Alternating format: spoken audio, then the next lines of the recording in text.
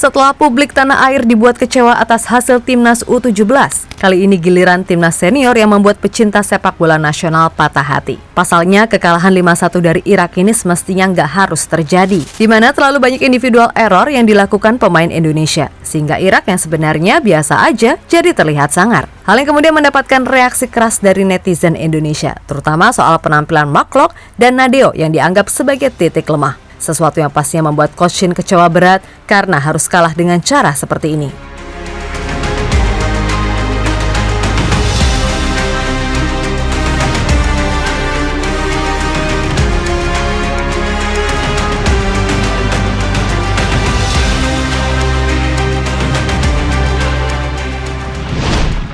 Indonesia harus mengakui keunggulan Irak dengan skor telak 5-1. Tentu saja, bila melihat dari kacamata skor, Indonesia ini seperti diobok-obok dan tuan rumah terlihat superior.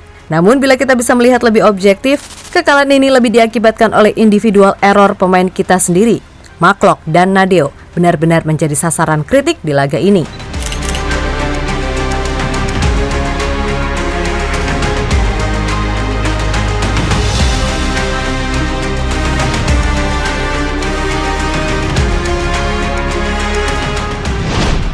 Yap, baik Klok ataupun Nadeo memang harus diakui tampil begitu buruk, di mana Klok berulang kali melakukan kesalahan dasar, seperti salah kontrol, first touch-nya ngawur, dan kerap melakukan tackle nggak penting.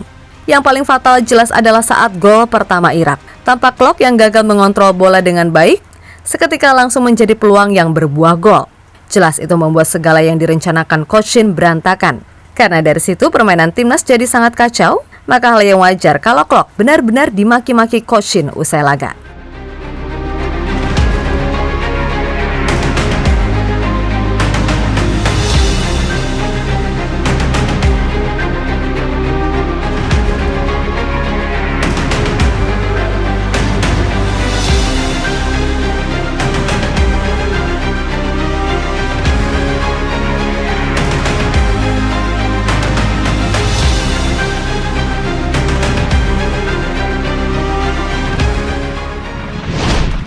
Nah, lain Klok, lain pula Nadeo. Bisa dibilang penampilan Nadeo di laga ini sangat nauzubillah. Sebab julukan kiper one shoot, one goal benar-benar layak disematkan kepadanya. Selain itu, dalam hal build up, Nadeo juga terlalu banyak gagalnya. Sesuatu yang kian menegaskan kalau sehebat-hebatnya kiper di Liga 1 ataupun level AFF, namun di level Asia, jelas Indonesia wajib punya kiper yang levelnya A1. Bukan menjelekan, namun emang beginilah realitanya.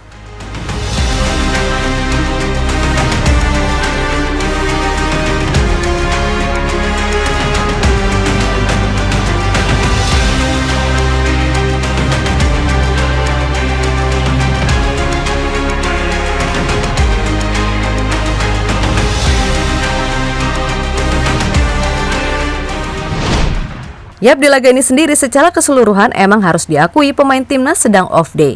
Jordi Amat yang meskipun secara umum main bagus, harus menerima nasib sial kalau melakukan gol bunuh diri. Lalu Elkan Bagot yang biasanya sulit, tampak ia kurang menyatu secara koordinasi dengan rekan-rekannya. Mungkin yang masih mending adalah Shane Patinama dan Rafael Streit yang cukup bisa memberikan perbedaan.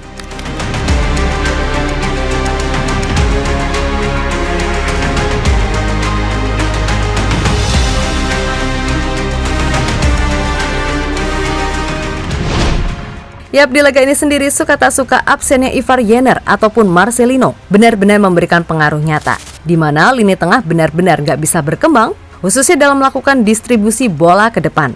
Sehingga, ya mau striker yang sekelas Haaland sekalipun, kalau jarang dapat bola ya susah juga kan? Kemudian Sandy Walsh, ia tak main lantaran masalah kebugaran.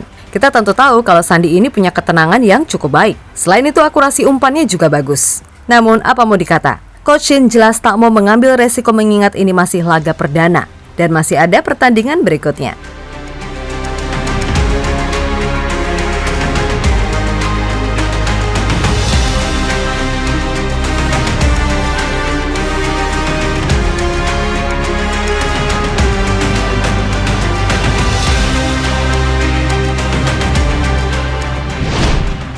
Yap, terlepas dari apapun, ini hanya masalah 3 poin sehingga jangan terlalu risau.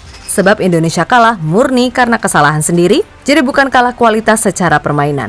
Namun kekalahan ini juga seolah jadi bukti gambaran nyata tentang perbedaan standar kualitas antara pemain di Liga 1 dengan yang tidak. Bukan maksud menjelekan, tapi orang waras manapun tahu kok kalau alasan Coach Shin minta pemainnya untuk abort dan menambah pemain keturunan, ya karena ini, kualitas Liga Indonesia yang bahkan sekarang kualitasnya udah ketinggalan dari Malaysia, Thailand, Vietnam, bahkan Kamboja. So, semoga aja nih dengan segala waktu yang tersisa, Coach Shin bisa menganalisis apa yang salah dari laga ini. Sehingga di laga berikutnya saat melawan Filipina nggak terulang lagi. Namun perlu juga diingat, kalau di Piala Asia nanti kita juga akan melawan Irak. Ya kali mau main gini lagi. Apalagi nanti juga ada Jepang yang pastinya lebih ngeri. Untuk itu sekali lagi tetap percaya Coach Shin dan semua elemen timnas Indonesia. Oke?